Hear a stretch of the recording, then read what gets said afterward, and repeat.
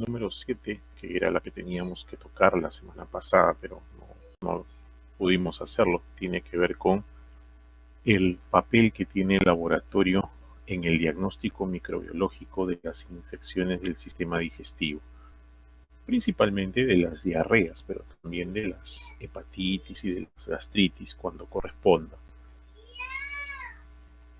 Los algoritmos de trabajo en el caso de las infecciones digestivas tienen que ver pues con el enfoque que se le da a las gastroenteritis, las mismas que pueden ser agudas o pueden ser crónicas. Entonces, veamos primero cómo enfocamos el caso de las gastroenteritis agudas. Dependiendo de si se trata de un caso aislado, es decir, solo una persona es la que tiene la presentación clínica, o si se trata de un brote, vale decir, un grupo de personas en, en un lugar determinado y en un tiempo determinado presentan el mismo tipo de problema en el momento, ¿no? En el caso de los brotes, siempre se sospecha pues de una intoxicación alimentaria, de una mala preparación de la comida, porque generalmente está relacionado con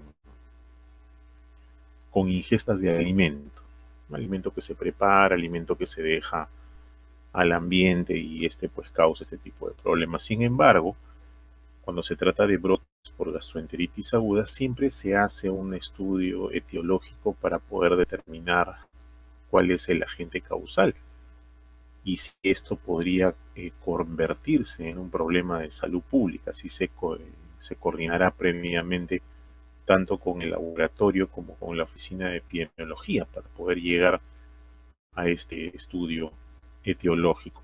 Se establecen una serie de fichas, se recogen una serie de datos relacionados con estos brotes, ¿no? Que son, dicho sea de paso, de notificación obligatoria también. Luego está el enfoque que se le da a los casos aislados.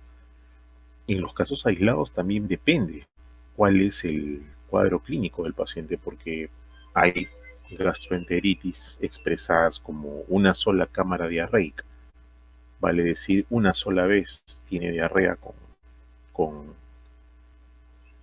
asociado a dolor abdominal, asociado a veces a cólico, a náusea o a vómito, pero nada más, un solo episodio y que no es grave, que no necesita ser tratado y tampoco necesita hospitalización, así que probablemente quede solo en la anécdota. Este tipo de diarreas está asociado, así de una sola cámara o máximo dos, está asociada pues a intoxicaciones alimentarias también, ¿no? Es típico el consumo de las cremas, de las salchipapas, de las cremas del pollo a la brasa que causan este tipo de efecto. El aginismo en las pollerías, en los chifas, puede dar este tipo de...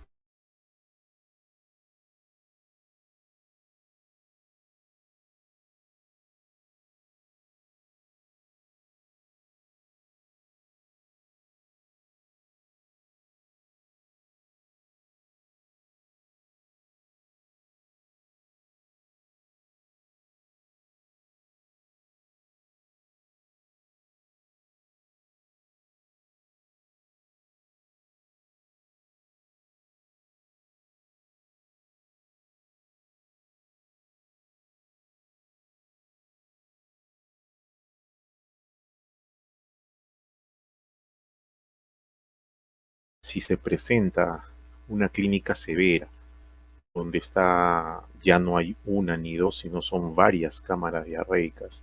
Además, esta clínica severa está asociada a deshidratación, está asociada a náusea, a vómitos, o está presente la disentería, vale decir, la diarrea con moco y con sangre, o es un paciente con algún grado de inmunodepresión primaria o secundaria, o es un paciente viajero, es un turista que ha venido o ha ido a un lugar tropical donde abundan las enfermedades diarreicas, o es un paciente con historia de promiscuidad sexual. Recordemos que una de las presentaciones de estos síndromes diarreicos tiene que ver con el VIH, con el debut del VIH. Eh, la presentación de diarreas prolongadas con tratamiento, o sea, episodios diarreicos por 10, 12, 15 días que no paran. A pesar del tratamiento, la diarrea continúa, ¿no? O en pacientes que han tenido un antibiótico terapia potente, por ejemplo, pacientes con neumonía, pacientes con meningitis que han tenido antibiótico terapia de amplio espectro y por tiempos largos, y en ellos no cesa la diarrea. Ahí también se puede sospechar, por ejemplo, de una colitis ulcerativa, ¿no? Habrá que ver si hay Clostridium difficile metido. En el caso de las diarreas prolongadas, lo mismo, por alteración de la microbiota sobre todo. Así que en esos casos sí es necesario un estudio etiológico, porque tenemos una diarrea que se repite, que no cesa, a pesar del manejo que se le dé, a pesar inclusive del tratamiento antibiótico que se le pueda dar. Entonces allí es necesario el estudio de esta diarrea. ¿Y cuál es la muestra que vamos a utilizar? La más frecuente pues son las heces, ¿no? La muestra de heces.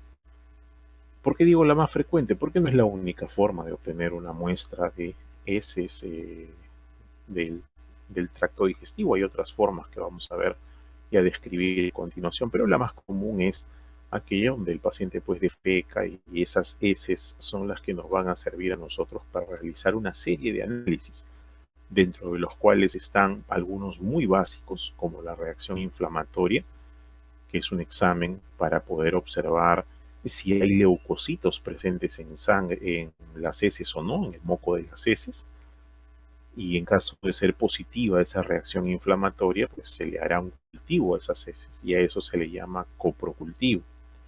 Por otro lado, también existen pruebas de tipo antígeno anticuerpo, como el ELISA, por ejemplo, que se puede aplicar a ciertas muestras, como en aquellas donde hay sospecha de rotavirus, por ejemplo, se puede hacer este tipo de pruebas en sospechas por diarreas por otros virus, adenovirus, y otros más.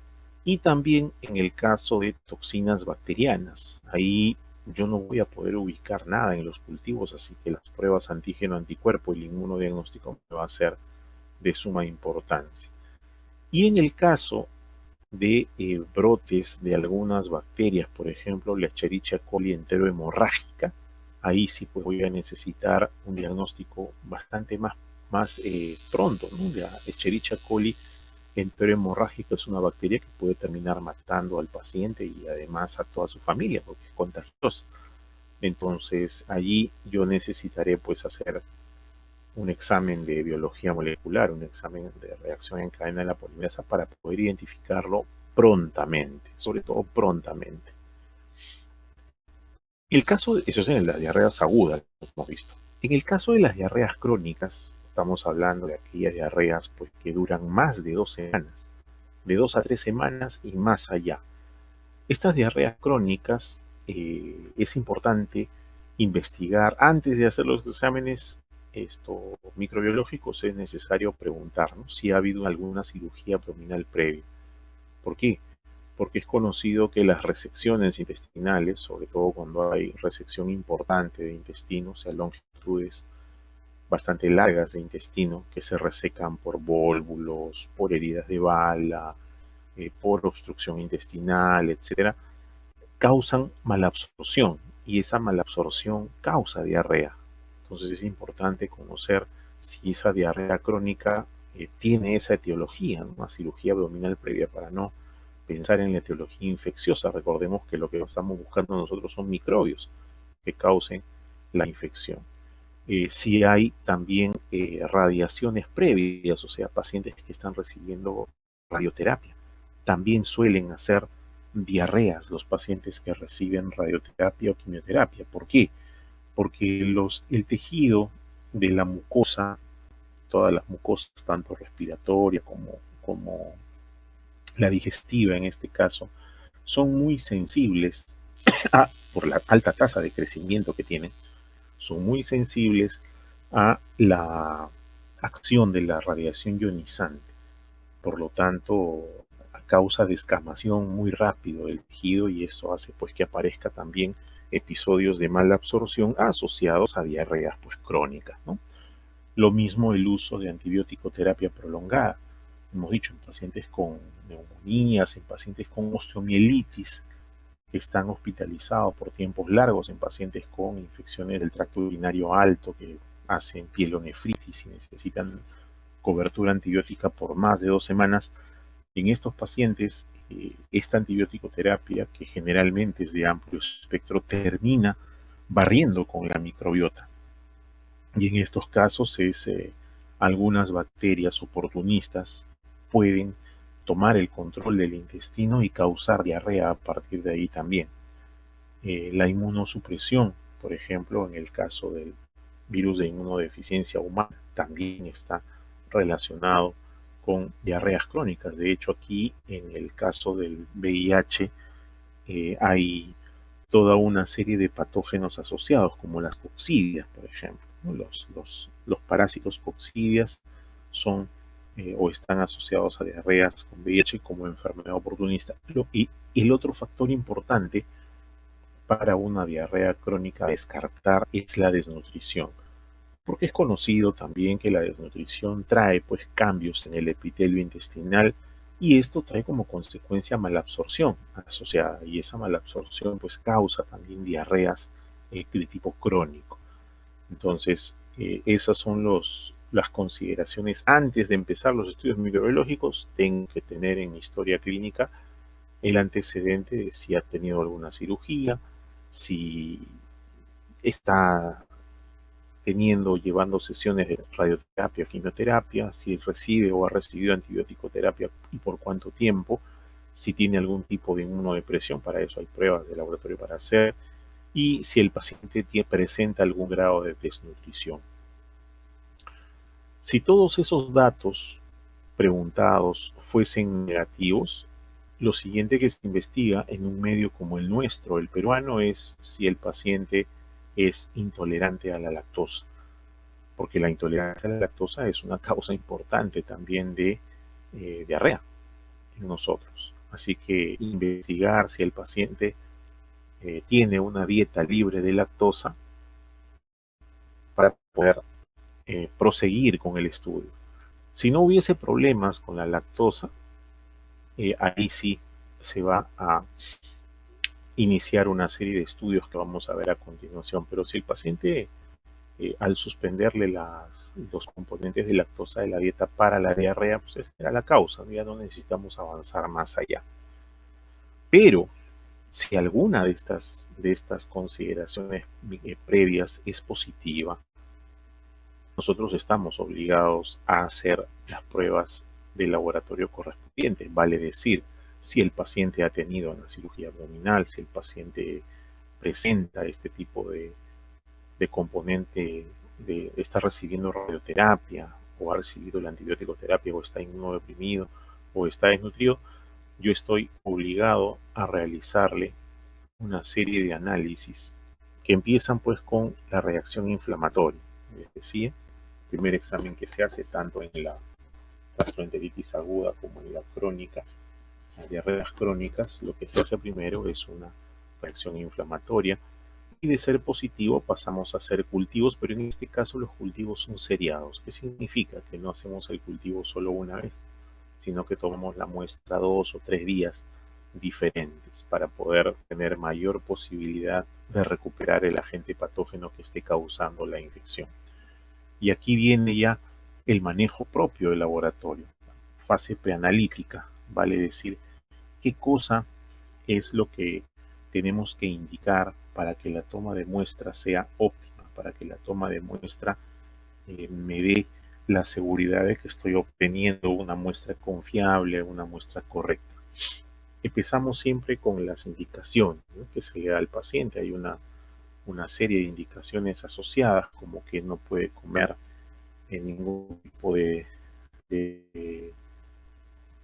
alimento que condicione un color rojo en las heces, por ejemplo, beterragas, ¿no? Se le dice que evite el comer beterragas, el comer también mucha cantidad de carne roja, por lo menos en el momento previo a la toma de muestra, ¿no? Ahora, la toma de muestra, como vamos a ver en unos minutos, es una muestra pues que tiene que obtenerse cuando el paciente va al baño a defecar. O sea, es una muestra que debe de obtenerse en principio no directamente del inodoro. O sea, el paciente no va a defecar en el inodoro y de ahí va a recuperar la muestra. Tiene que hacerlo en otro recipiente, que puede ser, ¿no?, un vasín, una vasínica, ¿no?, donde el paciente pueda defecar y de ahí se toma la muestra correspondiente. Para ello existen pues una serie de frascos como los que estamos viendo aquí en la pantalla, ¿no? Es un frasco especial que tiene una tapa rosca y tiene además una cucharita que viene adosada en la tapita, o sea, una tapita con rosca con cuchara, para poder con ese elemento poder tomar la muestra, la parte de la muestra que va a ir en el frasquito. Los frasquitos de este tamaño son más o menos frasquitos de unos 8 o 10 centímetros de largo y que tienen pues la capacidad de contener entre 30 y 60 mililitros de heces. Son sólidas y lo mismo líquidas, pero esa es la cantidad estándar que se tiene que manejar. Ahora, esta muestra de heces debe obtenerse de preferencia antes de la administración de cualquier antibiótico. Vale decir, el paciente está con la diarrea y antes de que tome el antibiótico hay que tomarle la muestra. Y si ya está tomando antibiótico, lo más alejado del antibiótico posible, de preferencia después de 2 4 horas como mínimo. Eh, una vez que se obtiene la muestra, esta no debe ser guardada o almacenada por más de 2 horas, debe ser llevada inmediatamente al laboratorio, ¿no? Ser revisado el recipiente y todo lo demás. ¿Verdad? Se utilizan estos frascos, estos envases de boca ancha con tapa, o también los que vimos hace un segundo, estos de aquí que también tienen tapa, también tienen tapa rosca, pero tienen una paletita para facilitar el extraer la muestra. En el caso de bebés, no se recomienda llevar las muestras en los pañales, dado que los pañales alteran la composición de las heces, desecándolas. O sea, ya las diarreas pierden el componente acuoso y mucho el componente inflamatorio porque son absorbidas por el pañal. Y lo mismo el papel higiénico, o sea, no es lo más adecuado que la muestra llegue con el papel higiénico o en pañales. Debe llegar en principio en un frasco de los indicados. Ahora, la extracción de la muestra se realiza pues previa, previo, previa evacuación del paciente en algo que puede ser pues una cuña, le decimos también chata en los hospitales, no se le dice chata, o de plástico o un vasín. Y ahí el paciente defeca y luego con la paletita se extrae la cantidad que necesito llevar. Ahora, ¿de qué parte voy a sacar? ¿De encima, del medio, de abajo? Se prefiere explicar al paciente que la parte que se va a tomar de muestra y que debe traer es aquella parte que tenga rastros de moquito. Y si tiene sangre, mejor, con rastros de sangre. Eso es lo que tiene que llevar al laboratorio. En algunos pacientes, en algunos pacientes, por la cantidad de diarrea que tienen, es necesario que la muestra se tome con un hisopo. ¿Y eso qué me garantiza? Bueno, el agente causal de la enfermedad generalmente se almacena en la ampolla rectal. Eso significa que las paredes de la mucosa del recto están pues llenecitas de patógeno. Y yo voy a extraerlo de allí utilizando un hisopo, que son los hisopos que ven aquí, son parecidos a los hisopos que se usan para los demás tipos de muestras, secreción faríngea, para secreciones de heridas, secreción vaginal también es el hisopo que se usa para el hisopado rectal. Y en este caso lo que yo voy a hacer es pues introducir el hisopo dentro del margen anal y voy a embeberlo con las secreciones que están ubicadas en la ampolla rectal. El paciente que no puede, digamos, ha tenido tantas diarreas que ya no tiene que botar, bueno, hay que buscar igual el patógeno y para eso se usa el hisopado rectal. Este hisopo luego es transportado al laboratorio. Como ustedes ven aquí, estos tubos tienen un gel que en realidad es un medio de conservación, un medio de transporte.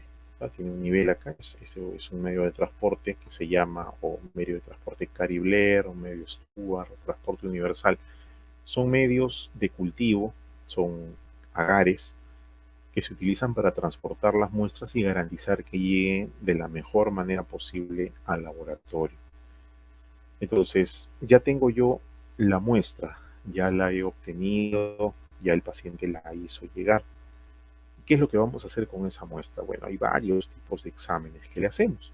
Hay un examen directo, se llama así porque se trabaja pues con el microscopio, algunas pruebas que se le hacen directamente a las heces para investigar algunos agentes causales como rotavirus, adenovirus. En algunos casos se utilizan las tinciones, en otros se utiliza pues, el cultivo.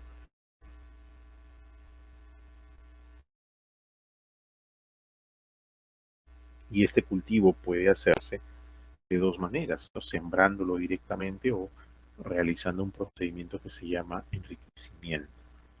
Y también se pueden hacer pues pruebas de tipo inmunológico buscando algún factor de patogenicidad asociado, ¿no? En cuanto al examen que se hace primero, el examen físico, hay un examen llamado macroscópico. El examen macroscópico no es otra cosa que la observación de las muestras de heces. Hay que observarlas para poder tomar nota de algunas características, como por ejemplo el color. El color de las heces me da una idea de cuál podría ser el problema del paciente. Por ejemplo, heces verdosas me hablan de que hay pues, una excreción aumentada de bilirrubina. Heces blancas me dicen que no se está secretando nada, hay acolia. Heces negras me pueden indicar la presencia de un sangrado en la parte alta del estómago. La sangre es digerida y sale negra como si fuese brea en las heces. Esta es una evidencia de una hemorragia digestiva alta, por varices, por ejemplo, por úlceras. O las heces pues son de color rojo, en ausencia del alimento que condicione ese color, como por ejemplo puede ser la beterraga. La presencia de color rojo en las heces me puede indicar sangrado. De repente es un sangrado de tipo colónico, es un sangrado por divertículos, es un sangrado por pólipos o por cáncer. Entonces, el color de las heces más o menos me indica cuál podría ser la patología asociada a un paciente. Luego viene el aspecto de las heces. El aspecto sanguinolento me habla de una disentería, probablemente haya moco y sangre metido allí, así que puede ser pues shigella, puede ser la misma Escherichia coli enterohemorrágica, las causantes de este tipo de aspecto. El otro es el agua de arroz, y es conocido el aspecto de la diarrea por cólera, por ejemplo, que parece agua lavado de arroz. Cuando lavan el arroz, queda un agua media blanca, como si fuese tierrosa, pero blanquecina. Igualita es la diarrea por vibrio cólera. Entonces es una forma también de observación. La consistencia de las heces es importante, puede ser pastosa, son heces duras, formadas, pueden ser líquidas, semilíquidas o semisólidas, ¿no? Y eso se anota también. La presencia de moco, la presencia de sangre también debe de observarse y anotarse para los resultados posteriores. Una prueba que se realiza de rutina, digamos, a las heces es la determinación de sangre oculta. ¿Qué significa sangre oculta? Significa que cuando se pierde sangre por las heces, y puede perderse sangre por las heces a partir de un sangrado que se dé, por ejemplo, en el colon, que hemos dicho que puede ser pólipo, puede ser un adenocarcinoma, puede ser un divertículo que esté sangrando. Esto hace que se pierda sangre que a veces no es una pérdida macroscópica, o sea, no se ve rojo, sino que hay hematíes metidos o hematíes rotos que han vaciado su contenido de hemoglobina en las heces y no se aprecia el color rojo, Sin embargo, el paciente está perdiendo sangre.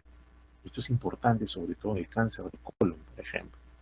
Entonces, hay una prueba donde se utilizan unas tiritas, unos reactivos, para yo poder evaluar si existe lo que se llama sangre oculta o la prueba de Tevenon en heces. Entonces yo puedo observar si es que las heces que estoy examinando presentan trazas de hemoglobina, ¿no? Trazas de hemoglobina que me indiquen pues que hay un sangrado oculto por ahí.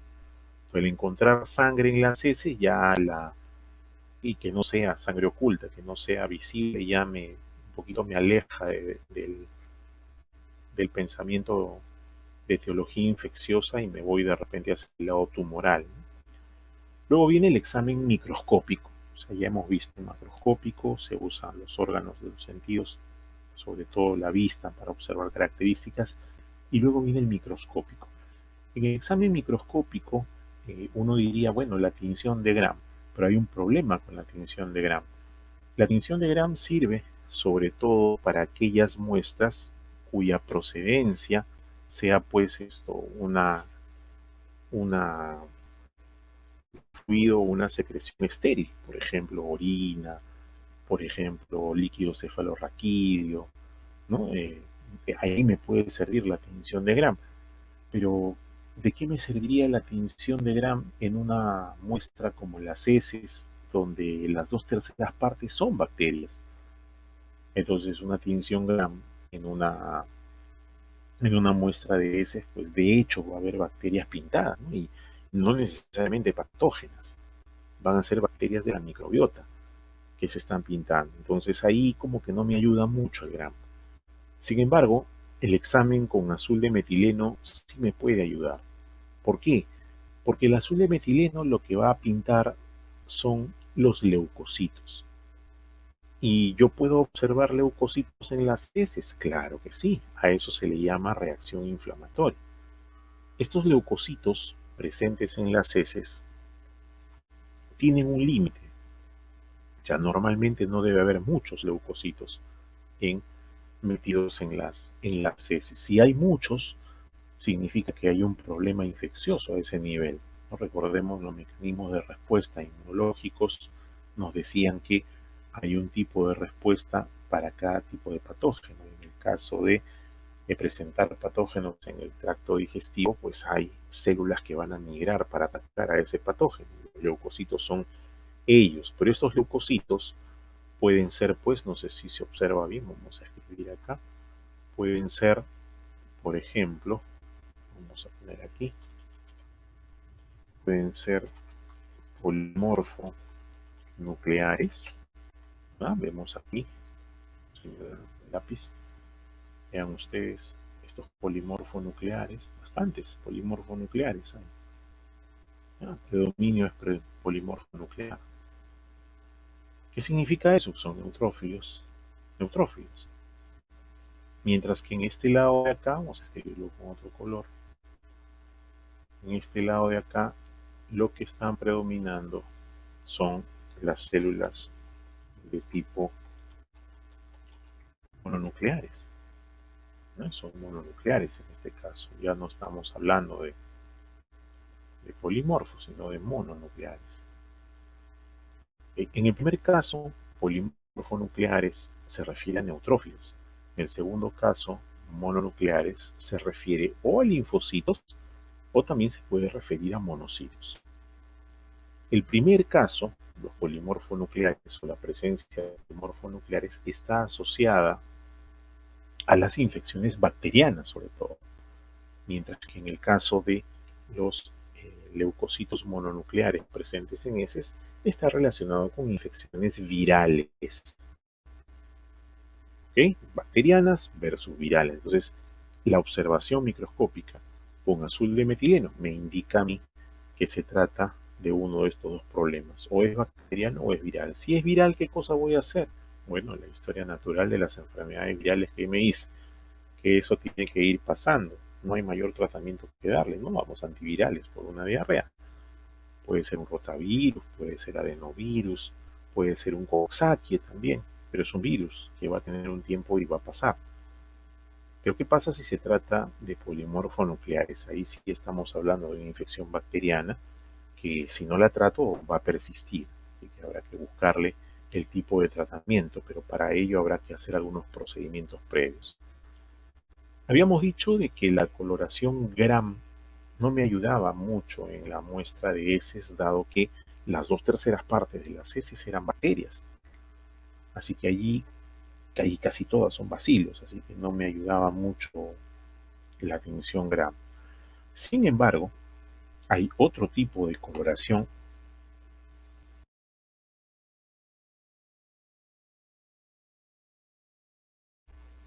que es el que ustedes están observando ahí en la, en la lámina.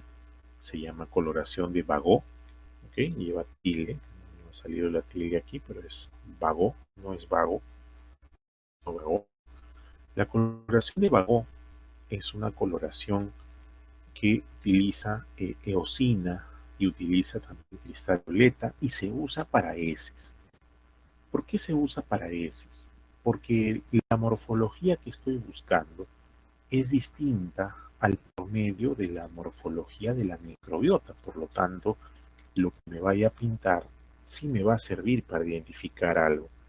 Observen ustedes, voy a encerrarlo en color rojo, ¿no? Que sea en color verdecito. Bueno, ya está encerrado algunas cosas, ¿no? Aquí hay una, pero hay varias más. Aquí hay otra, aquí hay otra. Esas imágenes que estamos observando, si uno las describe, las puede describir como si se tratase de una imagen, se dice en alas de gaviota, ¿ok? En alas de gaviota, vamos a escribir acá, en alas de gaviota, porque parecen pues las alas de una gaviota, ¿no? Cuando uno dibuja esos dibujos que hacemos en la primaria y en la playa y se ven las gaviotas volando, pues no se ven así, ¿no? Es una especie de más o menos así, así. O sea, se le describe como imagen en alas de gaviota. ¿Qué significa eso? Hay una bacteria que tiene esa forma. Esa bacteria se llama Campylobacter. El Campylobacter o Campylobacter jejuni, vamos a escribirlo acá. Aquí está. Campylobacter. El Campylobacter tiene esa morfología. El Campylobacter es esto. Está esta parte de acá, así, curvada, como si fuese una coma.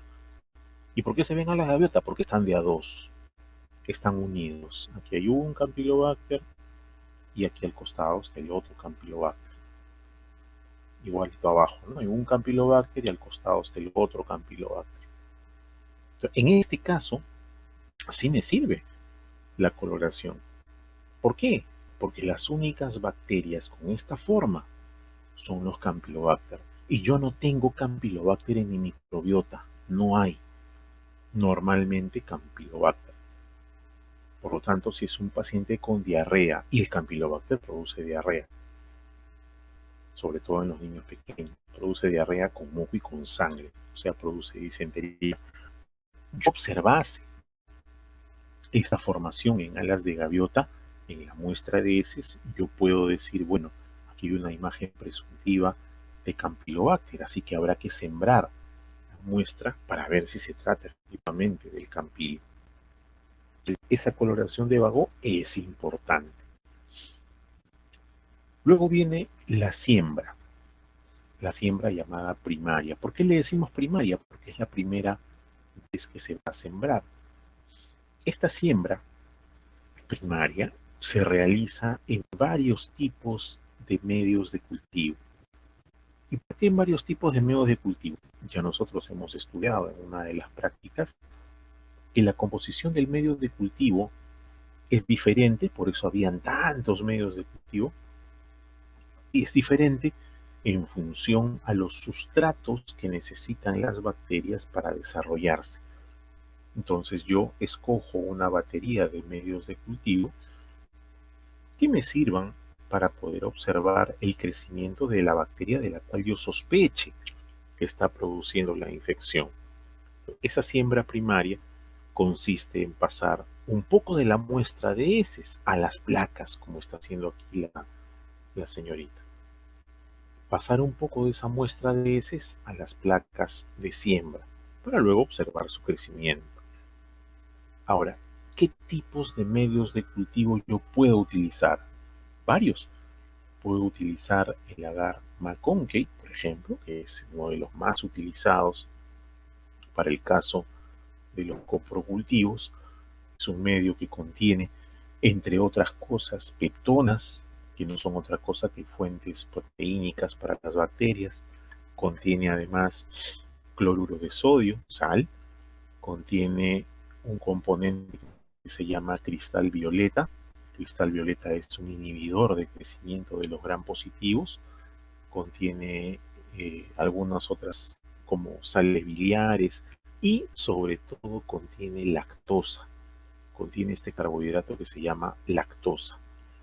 La lactosa es importante porque por intermedio de la enzima lactasa las bacterias van a poder desdoblar esta lactosa en glucosa y galactosa. Recordemos que estamos separando a la bacteria en el medio de cultivo.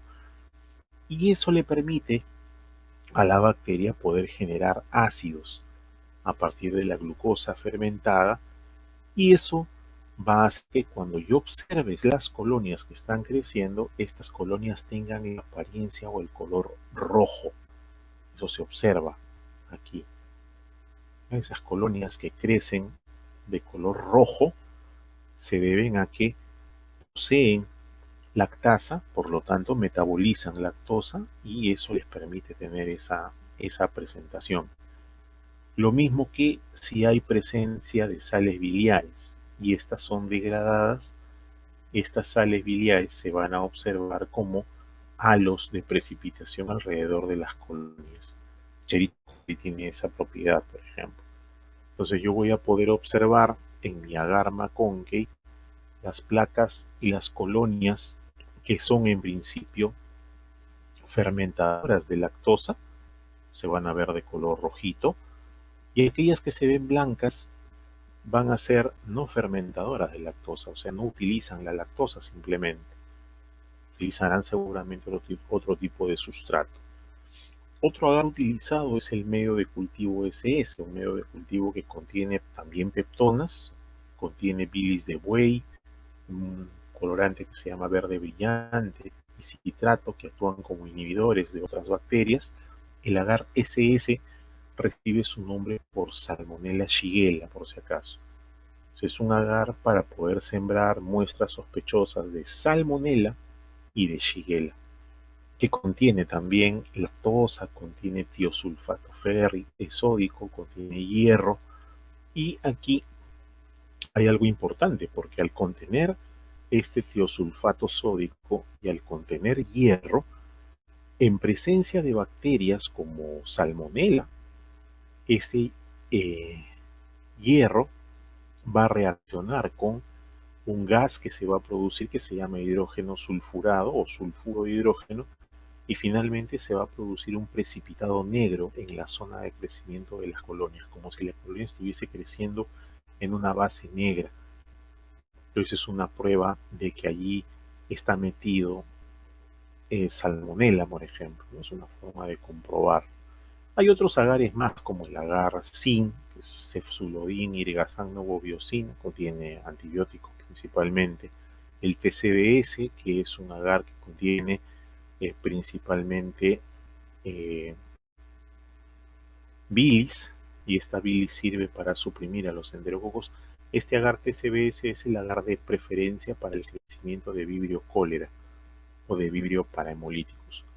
Entonces, el Vibrio cólera crece muy bien en el TCBS, un agar que usamos mucho en el verano, ¿no? Cuando hay aumento de casos de cólera. Y está también el agar McConkey, que además del azúcar lactosa contiene sorbitol. El sorbitol también es una forma de probar el metabolismo bacteriano. Y todo eso que hemos visto hasta ahora se hace con la siembra llamada siembra primaria o siembra directa. Vale decir, cojo un pedacito de la muestra de heces con mi asa de siembra y lo voy a sembrar en la placa de cultivo, siguiendo el procedimiento. Entonces lo voy a sembrar y lo voy a observar. Pero hay otro procedimiento más para aquellos reservados, para aquellos casos donde yo sospecho que no hay buena cantidad de bacterias presentes en la muestra. ¿En qué casos? Por ejemplo, en los casos donde hemos tenido que hacer hisopado, donde la muestra ha llegado muy escasa de repente.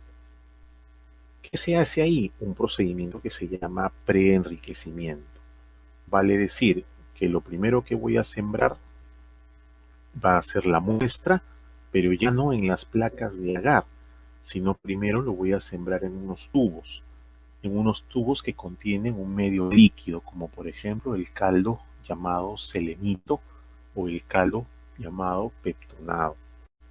Esto me va a permitir que la muestra, que contiene poca cantidad de bacterias, empiece a replicarse con mayor facilidad, o sea, las bacterias empiecen a crecer.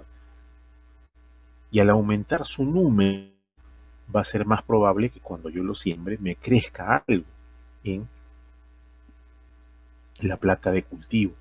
Entonces, a eso se le llama preenriquecimiento. Primero lo siembro en un caldo, que puede ser caldo serenito o caldo peptonado, y luego, una vez que ya creció, una vez que ya está enriquecido, recién lo voy a sembrar en las placas de agar. Eso me garantiza que de todas maneras, de existir el patógeno, de todas maneras va a crecer y lo voy a poder identificar. Existen algunas condiciones especiales para la parte del cultivo. No todo se hace de manera estándar. Uno de esos casos especiales constituye Campylobacter. Campylobacter es una bacteria que tiene algunos requerimientos nutricionales bastante especiales. Por ejemplo, Campylobacter crece en un medio que contenga sangre. O sea, tiene que tener sangre el medio de cultivo. Sangre de oveja, sangre de caballo, al 5%, pero sangre tiene que tener. Porque Campylobacter necesita alimentarse.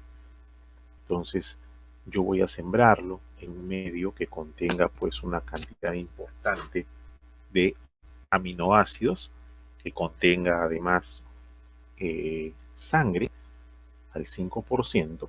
Por eso está la foto aquí del tubito de sangre.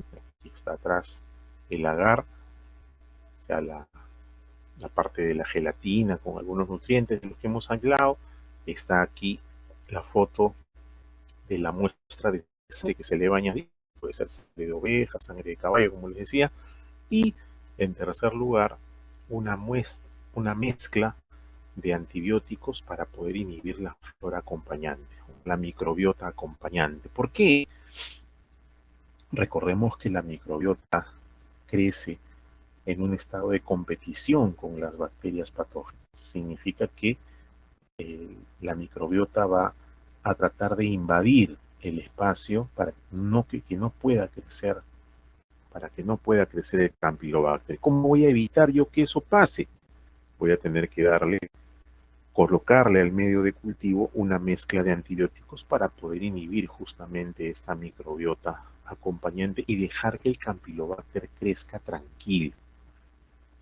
Ahora bien, este Campylobacter no crece en 24 horas como lo hace el Escherichia coli, como lo hace el Staphylococcus aureus, sino que crece por lo menos en 48 horas, por lo menos. Además, este Campylobacter no crece a 37 grados, como crece el Escherichia coli, la salmonella, ¿no? Que crecen a 37. No, Campylobacter crece a 42 grados. Profe, pero nosotros en el cuerpo no tenemos 42 grados. Perfecto, no lo estamos sembrando en el cuerpo, lo estamos sembrando en un medio artificial, así que voy a colocarlo en una estufa a 42 grados. Y adicionalmente, Campylobacter es una bacteria microaerofílica. ¿Qué significa microaerofílica? Que necesita concentraciones bien bajitas. El audio se está entrecortando. Debe ser por la señal esto. Debe ser por la señal, Julie. Y al parecer ya está. No sé si observan, se ve esto en la parte de la derecha, donde está en la columna de los participantes. Hay unas barritas ahí donde habla de la experiencia del asistente. Pues en los que sale rojo, por ejemplo, también sale rojo de Julie, de Lisbeth y de Mari. Ahí me dice que la experiencia del audio pues, es mala, no hay una pérdida hasta el 30%. Igualito está en el mío ahorita, entonces esto es más por la cuestión de la señal que por el trabajo mismo de la computadora o el audio, ¿no? Es la señal la que está fallando. Pero si hay algo que repetir, no es tu equipo, hija, es la señal que la que se pone así, ¿no? Esta es la hora de tráfico alto además en internet. Pero seguimos. Lo bueno es que queda grabado y si hay alguna duda con respecto a la práctica, si hay alguna cosa que no quede clara, con toda confianza me pueden escribir un correo o pueden colocar también sus preguntas que están publicados en el aula virtual. Les colocan en el foro y nosotros gustosamente les contestamos y les hacemos las aclaraciones correspondientes. Bien, seguimos entonces. Decíamos que el Campylobacter crece en 48 horas. 1. 2. El Campylobacter además crece a 42 grados centígrados, no a 37. Y además el Campylobacter necesita un ambiente pobre en oxígeno. A eso se llama microaerofilia. Normalmente, ¿con cuánto crecen las bacterias? Con 21% de oxígeno, que es el aire ambiental. En el caso en Campylobacter necesitas entre 5 a 10% de oxígeno, no necesita mucho. ¿Y cómo puedo hacer yo para obtener esa microaerofilia, esa atmósfera de 5% de oxígeno? Hay dos maneras. Existen estas jarras que estamos viendo acá. Voy a poner en moradito. Estas jarritas que están aquí, que en este tipo de atmósfera se le introducen unos sobres que consumen el oxígeno, dejando solamente el 5%, o puede hacerse con este método de aquí, el método de la vela, todavía se usa. El método de la vela, claro, así es, esos son los porcentajes. En el método de la vela, lo que se utiliza es pues esto, una vela prendida y se tapa. La vela va a consumir el oxígeno que está presente dentro de la jarra de incubación y va a dejar pues una cantidad mínima para que pueda crecer la bacteria. Existen otros métodos más de sembrarla, por ejemplo, aquellos donde se usa una membrana de celulosa. O sea, no siembro directamente las heces, sino que primero coloco las heces en una membrana de celulosa, que es esta que está aquí, esta blanquita que está acá. Esta es la membrana de celulosa, es como un filtro, como un papel filtro, donde se colocan las heces. ¿Y por qué coloco ese papel filtro? Para que no se me contamine con otro tipo de bacteria, dado que como Campylobacter es bien finito, es delgadita, va a poder atravesar los poros de ese papel filtro, de esa membrana de celulosa, y va a caer en el agar para poderlo sembrar. Y cuando lo observe, después de las 48 horas, lo que voy a observar pues es esto. Las colonias llamadas puntiformes parecen como si fuesen gotitas de rocío, gotitas de agua, chiquititas. No son colonias grandes, como por ejemplo el Escherichia coli, que crece pues escandalosamente, ¿no? Exuberante, y otras bacterias también, pero en el caso de Campilo, el crecimiento más bien es miserable, o sea, crece bien chiquitito, y eso causa pues problemas de identificación, por eso es que hay que tomar bien el tiempo de crecimiento. Eso es en cuanto al diagnóstico microbiológico convencional. ¿Qué significa diagnóstico microbiológico convencional? aquel diagnóstico de laboratorio de microbiología donde se busca la recuperación del agente patógeno. ¿Cuál es la desventaja? Que los cultivos van a requerir un tiempo prolongado de procesamiento para poder llegar a un diagnóstico. O sea, no va a ser rápido el proceso de identificación.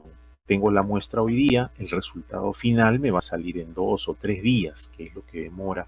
Imagínense 48 horas que demora en crecer, más otras 24 en hacer el antibiograma, ya son 3 días. Entonces al tercer día, al cuarto día, recién voy a tener los resultados. Eso es en el caso del diagnóstico microbiológico convencional. Pero también tengo la otra rama del diagnóstico, que es el inmunológico. En este caso, lo que yo voy a buscar es evidencia de presencia del agente patógeno.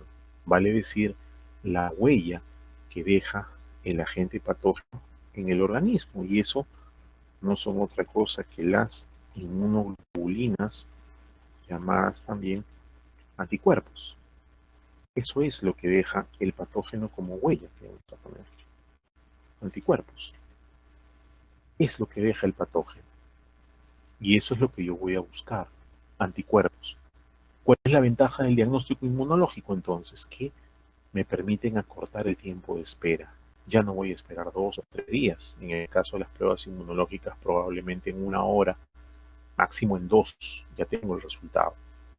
Pero es una ventaja importante que se debe aplicar. ¿Y qué tipos de pruebas rápidas, por ejemplo, existen para enteropatógenos? Enteropatógenos son las bacterias que causan patología entérica, patología intestinal,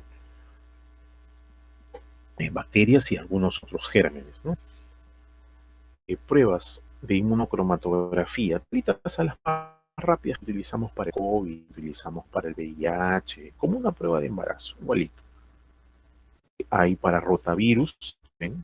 Para rotavirus, antiguo esta prueba de rotavirus, la presencia de la bandita en color marca pues la positividad, lo mismo para adenovirus también tiene este tipo de presentación. Hay para bacterias como el mismo Campylobacter. Imagínense si el Campylobacter demora tanto en crecer y yo necesito una aproximación diagnóstica pronta, dado que el paciente es un bebé de 4 meses de edad, no voy a esperar pues los 3 días, ¿no? Estamos viendo que causa diarrea con moco y sangre, así que necesitaré algo más rápido para poderle dar tratamiento. ¿Y por qué? Si se trata de una diarrea viral, lo único que le voy a dar al paciente pues son líquidos, ¿no? Hidratación y nada más. Pero si se trata de una diarrea bacteriana, como es el caso del Campylobacter, sí, voy a tener que darle antibiótico. De todas maneras, entonces ese manejo es importante tenerlo en mente y además poder disponer de las pruebas necesarias para poder dar el tratamiento. Así que para el caso de Campylobacter, para el caso de Escherichia coli enterohemorrágica, la O157, que es la enterohemorrágica, también existen este tipo de pruebas rápidas. En el caso de toxinas, la toxina de Clostridium difficile también puede evaluarse por medio de estas pruebas rápidas y algunos parásitos del grupo del Cryptosporidium, por ejemplo, que es una de los que decíamos al inicio, una de las coccidias, el Cryptosporidium, se puede evaluar también por esta vía, lo mismo que Giardia. La Giardia también tiene una forma de evaluar. Y la muestra, por si acaso, en estos casos son muestras de heces, no son muestras de sangre. Son muestras directamente de heces para detectar, como dice acá, en muestras de heces, directamente en el tejido, en la muestra de heces. Aquí está el de adeno y rotavirus, el de Campylobacter que les decía, aquí está. La muestra de heces se coloca aquí, luego se coloca también un buffer y se espera la reacción. Para toxina de Clostridium también hay un medio. Y para Campylobacter, como no, existe inclusive otro tipo de técnicas como la técnica de ELISA, ¿no? También hay para Campylobacter en heces, la muestra en heces. Para hepatitis A, Para Helicobacter pylori, es otra forma de investigar el Helicobacter para la misma hepatitis A, tanto en pruebas de lácteos como en pruebas de ELISA, y las pruebas de biología molecular, que nunca están de más, al contrario, son una herramienta poderosa, importante y de corto tiempo para hacer la investigación. Eso es en cuanto a las diarreas. Ahora, el diagnóstico etiológico de la presencia del Helicobacter pylori se da pues a través de la demostración de la producción de ureasa de esta bacteria. La bacteria Helicobacter pylori es una bacteria que produce mucha ureasa.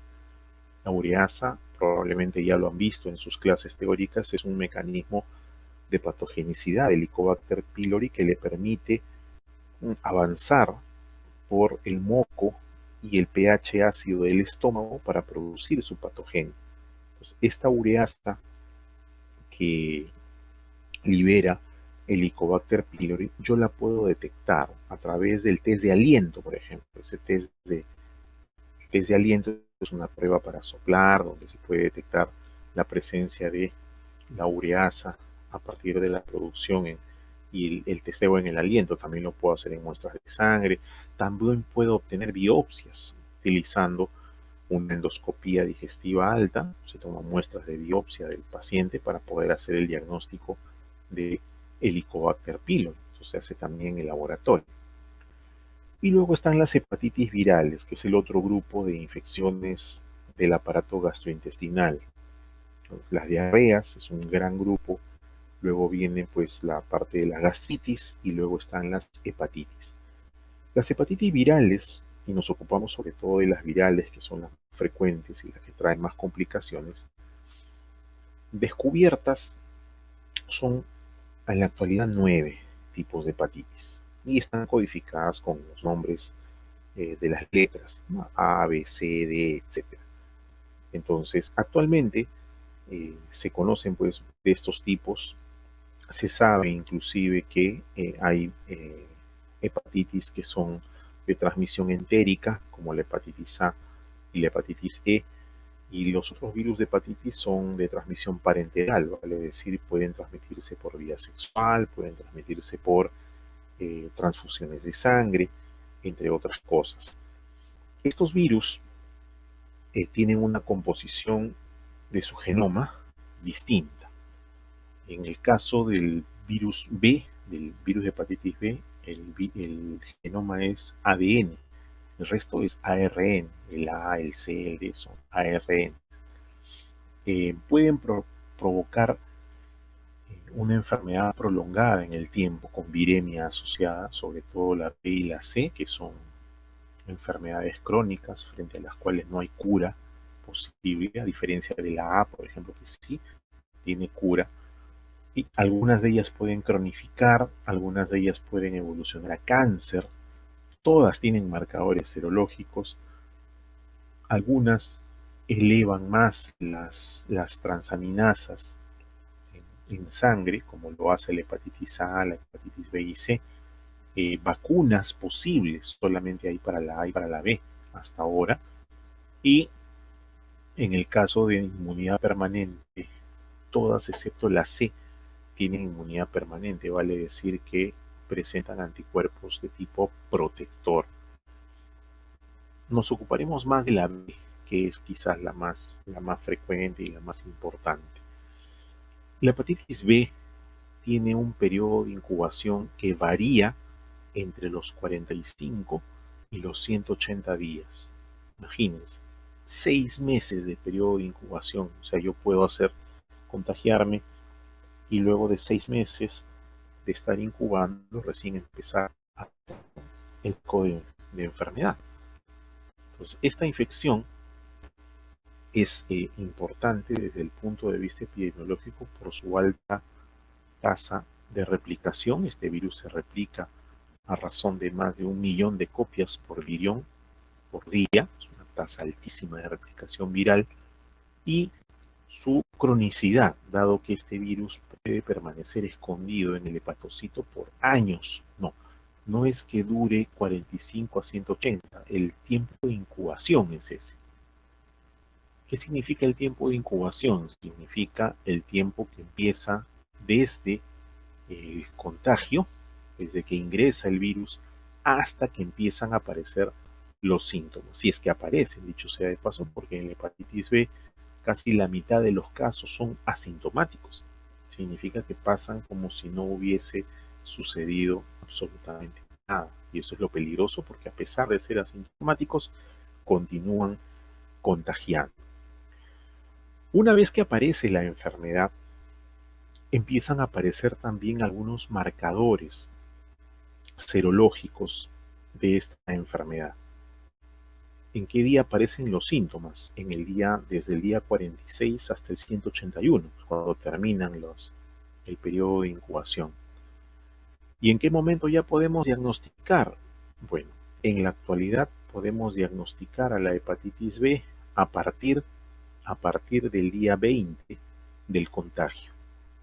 O sea, nuestro periodo de ventana actualmente es 20 días. El contagio hoy día, en 20 días ya puedo hacer el diagnóstico, porque ya empiezan a aparecer 20, así es, días. Y empiezan a aparecer algunos marcadores serológicos, que son justamente los que vamos a estudiar. Está el mismo genoma del virus, que se puede investigar por la biología molecular, reacción en cadena de polimerasa. Está el antígeno de superficie, llamado también antígeno australiano, que es un marcador de replicación viral activa, lo mismo el antígeno épsilon, ambos son marcadores de replicación viral activa del virus. Está también por ahí, empiezan a aparecer posteriormente los anticuerpos. Aparece el anticuerpo contra la cubierta, contra el core del virus, primero el de tipo IgM y luego el de tipo IgG. También aparece el anticuerpo contra el antígeno épsilon, este antígeno que marca la replicación viral activa. Y finalmente, el último en aparecer es el anticuerpo contra el antígeno de superficie. Ese anticuerpo que aparece cuando nos vacunamos, dicho sea de paso, es el último en aparecer. Los tiempos de aparición, como observamos aquí en el gráfico, tienen que ver mucho con los periodos de la enfermedad. En el periodo de incubación, este periodo que dijimos que puede demorar 45 días hasta 6 meses, hasta 180 días, el primer marcador en aparecer es el genoma del virus, o sea, las partículas virales, los viriones, con su DNA polimerasa, que se puede detectar también, y el antígeno de superficie. Eso es lo primero que yo voy a encontrar. Posteriormente van a aparecer los anticuerpos contra el core, que aparecen generalmente después de un mes. Empiezan a aparecer primero el IgM, luego el IgG, y finalmente el último en aparecer que va a ser el anticuerpo contra el antígeno de superficie, que más o menos aparece a partir del quinto o sexto mes posteriores a el diagnóstico, posteriores al contagio. Este anticuerpo es el último que aparece, y dicho sea de paso, este anticuerpo contra el antígeno de superficie, este de aquí, este es el anticuerpo contra el antígeno de superficie, ¿no? Es el único que confiere protección. Vale decir que la vacuna está hecha con este componente. La vacuna de la hepatitis B es una vacuna obtenida por un mecanismo que se llama recombinación genética. ¿Qué significa recombinación genética? Significa que se han utilizado dos especies diferentes, se usa el virus y también una levadura para producir un producto entre los dos. ¿Qué cosa aporta el virus? El virus aporta la secuencia génica necesaria para la codificación y la levadura aporta toda la maquinaria celular necesaria para la fabricación de ese componente. En este caso, lo que se hace es extraer del virus de hepatitis B la parte del genoma que codifica el antígeno de superficie. Entonces, ese código genético es introducido en una levadura la levadura Saccharomyces cerevisiae, la levadura de la cerveza. Esta levadura empieza a producir antígenos de superficie con esa receta, con ese genoma viral, y con esos antígenos de superficie nos vacunan a nosotros. De eso está hecha la vacuna. Entonces, una vez que nos han vacunado, nosotros vamos a hacer, obviamente, la respuesta solamente con el anticuerpo de antígeno de superficie. Nos hemos vacunado solo con eso, no nos hemos vacunado con el virus. Así que solamente haremos ese tipo de respuesta. Por eso es que es necesario más de una dosis para poder estimular al sistema inmunitario y se puedan producir anticuerpos en cantidades necesarias y suficientes para tener un efecto protector adecuado. Los resultados de los perfiles de hepatitis B tienen pues diferentes interpretaciones en su conjunto. Nunca se pide uno solo, siempre se piden dos o tres para poder evaluar bien cuáles son las situaciones clínicas frente a las cuales nos podemos enfrentar. Por ejemplo, veamos aquí el primer perfil que se ha pedido. Antígeno de superficie, anticuerpo contra antígeno de superficie y anticuerpo contra el core, todo negativo. ¿Qué significa eso? Significa que el paciente no está infectado, pero tampoco está inmunizado, o sea, no está vacunado. Corre riesgo de poder infectarse más adelante y requiere la vacuna. Segundo caso, antígeno de superficie, negativo. Anticuerpo contra antígeno de superficie, positivo. Y el anticuerpo contra el core, negativo, en primer lugar. ¿Qué significa eso? Que el paciente está inmunizado. Significa que se ha vacunado. Si es que el anticuerpo contra el core, o sea, este de aquí, es negativo. Pero si ese fuese positivo, significa que el paciente se está recuperando de una infección previa. ¿Qué pasa si, por ejemplo, el antígeno de superficie sale positivo, el anticuerpo sale negativo y el anticuerpo contra el core sale negativo? Significa que el paciente, o sea, positivo, negativo, negativo, significa que el paciente está ante una infección aguda. ¿Y qué pasa si el último resultado sale positivo? Significa que el paciente está en una infección crónica. O sea, esa combinación de, de la presentación de los marcadores me puede a mí decir o inferir, hoy este paciente está en infección aguda, este paciente está en infección crónica, este paciente puede estar infectando, este paciente no está vacunado, necesita la vacuna. Entonces, esto es un manejo que se hace dentro del laboratorio con el diagnóstico, sobre todo, de las infecciones por hepatitis B. En el caso de la hepatitis C es un poquito más claro porque solamente hay dos marcadores. Está el antígeno, o sea, el RNA del virus, y están los cuerpos de tipo IgG. No hay más. Hay más sencillo, no presente o no presente, infectado o no infectado. En cambio acá hay toda una serie de patrones asociados a este tipo de presentación. Lo mismo que la hepatitis A también es sencillo, solamente está el genoma del virus, que es RNA, y el anticuerpo, que puede ser IgM, puede ser IgG o puede ser IgA. Recordemos que la hepatitis A ingresa por la vía oral, por lo tanto los anticuerpos están ubicados en las mucosas también. Bien, esto es con respecto a la clase de diagnóstico etiológico de las enfermedades gastrointestinales. Ahora vamos a pasar a el diagnóstico de las enfermedades del tracto urinario.